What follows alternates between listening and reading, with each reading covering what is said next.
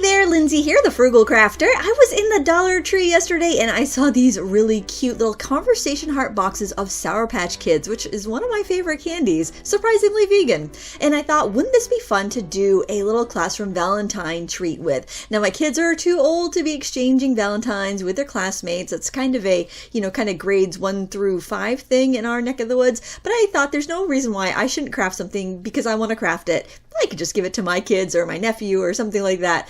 So I'm starting off by stamping out these cute little sushi stamps onto some Neenah cardstock. And now I'm going to color them with my Ohuhu markers. Now, Ohuhu just came out with a 200 set of their classic markers. I will be reviewing those shortly, and I'm kind of giving them a spin for the first time here.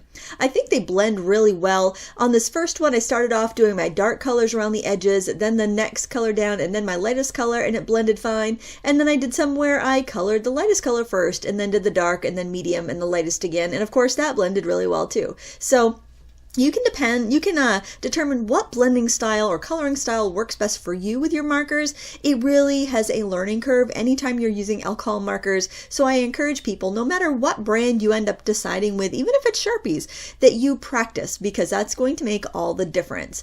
And I find like colors like reds and purples, they tend to be the colors that are more difficult to blend. So if you go over and you color everything a pale shade first, and then you go in with the other colors, and then go back in with your palest shade and blend, that you get a much smoother look.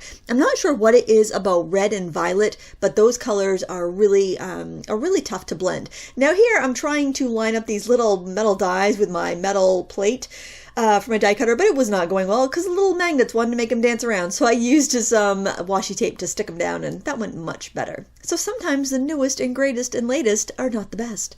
I thought this origami paper was really cute, and I really don't do origami very much, so I was thrilled to have an excuse to use it.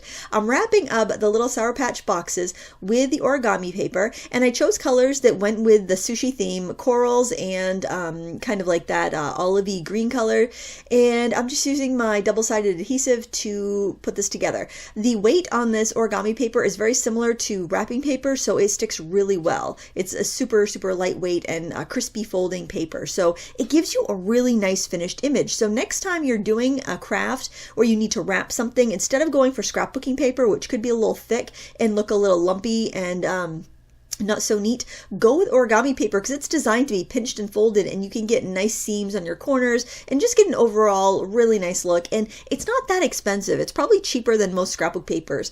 I usually just pick mine up in packs. I don't, most craft stores will sell them pretty inexpensively in little packs.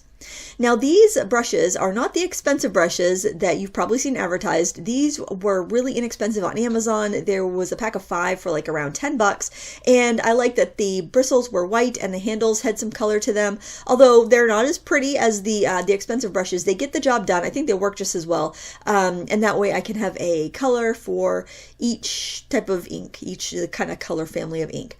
And now I am just arranging my colored images, and I had some leftover chopsticks and soy sauces from some other cards I'd made a couple months ago, and I actually could remember where I put the extras, and so I'm just decorating my my little boxes here. That label that I used to die cut I like the way you roll sentiment was from Doris. It's the part of the, I think it's called Book Plates set, which is a really neat little set of shapes to use in scrapbooks and journals and stuff. So there you have it. We went from this to these cute little Valentines. I love the way they turned out. They're fun, and I'm sure kids will love them. Thanks for watching. Until next time, happy crafting.